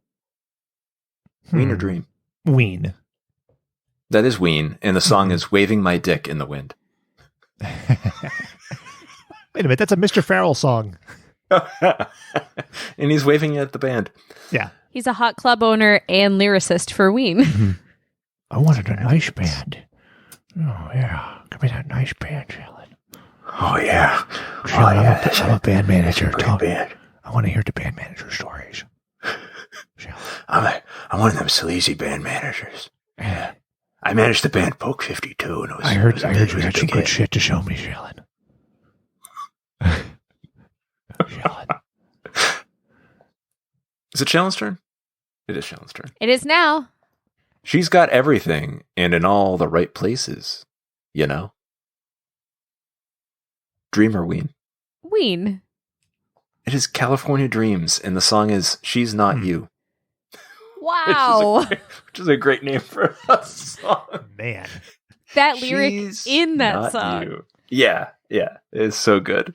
Delightful. All right. Let's see here. Ben. Yeah. Sometimes I feel like my old man. You know, that's hard for me to say.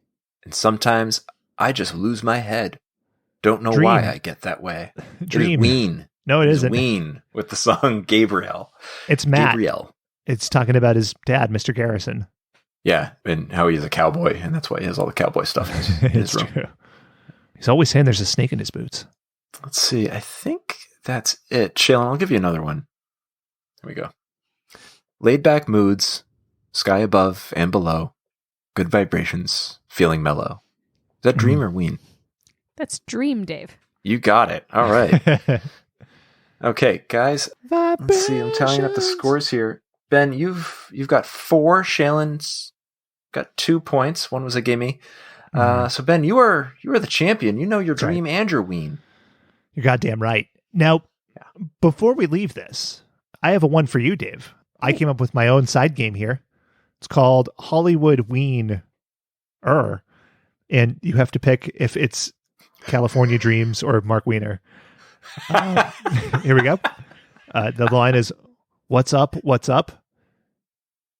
in Wienerville?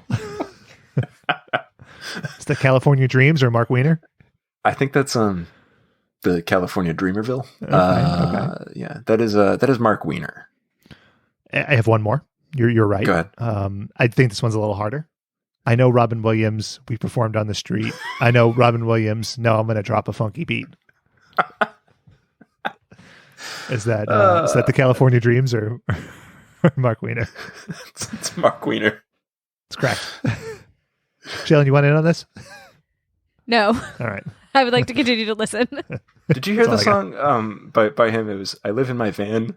It's a giant diorama. I really hate Dave. I did hear the one, "I'm sad the neighbors called the cops when I broke into Dave's house this time." Mm-hmm. It's the sequel to "I'm so happy that I broke into Dave's house and didn't get caught." That's on the LP. Head Puppets are Wave of the Future, I think. Yes, I think you're right. And there's like a bony diss track in there. Yeah, there's a country song, "You Stepped on My Silver Wiener." Too far. Boney, leave him alone. Something. Your name should be Dave's Tony. not homie. Anyway, all right. We've lost our minds here. Thank you for playing. Let's get back on track. Onto the mailbag. What would your ideal sweet-ass teen hangout be? I want to know theming. I want to know menus. I have some resources to put in, and I want to know, sincerely, the lady from Love It or List It. That's a celebrity write-in. That's a hashtag big get. Do you know her real name? She didn't put it in there. How would I know it? Okay. I just wasn't sure if we were talking about the one that's Canadian or the one that's based in the south of the U.S. I did an IP check-in. That's Couldn't fair. tell you. That's fair. So what would your dream teen hangout be? What is your the max? Are we saying like who we are now or for who we were when we were a teenager? I don't know. I was going to say, I feel like my answer would be the same. My answer is GoldenEye is the theme, and GoldenEye N64, and that applies to me as in high school and now and probably when I die, which is close. I dig it. Yeah. So for me, it would be a very, very small space and no one would be allowed there except for me. And I could just read in peace. Leave me the fuck alone. That's your teen hangout? Yep. Then and now. Wow. What fun. Oh, Sounds boy. Great. Oh, I have an That's item why I off asked. the GoldenEye menu. Mm-hmm. The club salad. Those clubs were really top notch. I think for me, it would be an arcade of some sort. It would have Mortal Kombat 1, Mortal Kombat 2, NBA Jam, the Ninja Turtles game, the X-Men game, the Simpsons game, WWF WrestleFest. Yes. Do you have to pay quarters or is it all free? I mean, in the ideal, it would be free, but you also got to make money. So the food would be it would be shit food, like roller rink style food. Because like when you're at the arcade, you don't want to be dining on, filet mignon. This ain't no fucking highfalutin Cobb salad place. This is, you got greasy fries and you're doing down back fireball. So you can Hadouken. I would like to make an amendment to my original plan. There would be a tree. There is Greek style pizza. Wow. Maybe, Ooh. maybe pub pizza. Maybe like a little Cape Cod Cafe. Like a little, and it's served to you by a shirtless dude, Michael but he's wearing a big red jacket. Yeah. It's Mark Weiner. I don't want that there. No. I would much prefer to have like a very angry middle-aged woman yelling at me about that pizza than what you just described. Like a Judy, perhaps. Shailen, we heard it's your Maybe. birthday. Happy birthday to you. I live in a van. My show was a failure. I'm gonna kill Dave. I performed with Robin Williams, despite there being no evidence to it. I was on Saturday Night Live. Maybe. But nobody can prove it. Allegedly. Well, thanks, lady from Love It or List It. And let's go with, it's the Canadian one. Okay. I like her. I love that. Yeah, Whatever I'm her not name gonna may list be. that. Yeah, maybe she'd like to list that idea for sale. So we are, Straight what are listing. we halfway through this month? Yes. Ish. I don't know how there could be more shows to talk about. Like, And yet there are. I know that there are. I'm like a man on the precipice staring out and going like, what is this world? Yeah, You know? your pick is next week, and you've got like the runts of the litter here. Like Shailen and I had the best ones, and you've got Hang Time or USA High or City Guys. Mm-hmm. Or another version. Or 15. 15 is not eligible, I know. Or Degrassi, West Coast. Is that a real? Does No. that fit in the No, criteria? It does I not. made that up. I know we got these real strict criteria. Yeah, it has to exist. No, it has to fit in the Peter Engel Teen NBC Parthenon. But also the show that Dave just said doesn't exist. It doesn't. Could have fooled me. Yeah, spent a month there one night. You know, we're in the shit. We're in the shit, Sure are. and Knee deep, baby. it's good that we have to watch these shows multiple times to fully appreciate them. just to really stick the studded jacket in his hair. Isn't that how syndication works? Like it was not a show you enjoy, but it's just constantly on until you love it. That's how I got into Mama's Family. Yes. Does that count as Can Stockholm Syndrome? Can we do Mama's Family? Yes. What the fuck is Mama's Family? Oh, you don't know Mama's Family? This month is now Mayma's Family. It is. And it's a month. It's Mayma's Family. Oh, I was going to go with And- California Mames. Damn it. It was a spinoff of All in the Family, right? I think so. It's definitely Carol Burnett's co-star. Mm-hmm. If we were switching theme months at this point, it would be Mayark Wiener month. Every month is Mayark Wiener month around here. Maybe we need a spinoff. Anyway, we would review his stand-up with Robin Williams. you know, Short episode. Oh, take that, Mark. we can only hope that the rest of May brings the music, the memories that the first half has brought. But I guess we'll see. You know, And some more surf dudes with attitude. fucking dreaming. You can follow us on Twitter, on Instagram, on Jiffy, on SoundCloud at WatchBotsPod. Please subscribe, rate, and review 5 stars on iTunes and Spotify, Google, whatever. It's all good. For Dave and Shailen, this is Ben. Thank you for listening to another teen-centric edition of WatchBots. And to take us out, we're going to sing the theme song one more time. Have a great week, everybody. Stay safe out there. Surf dudes with attitudes, kinda groovy, laid back moves, scallops and below, good vibrations, feeling mellow.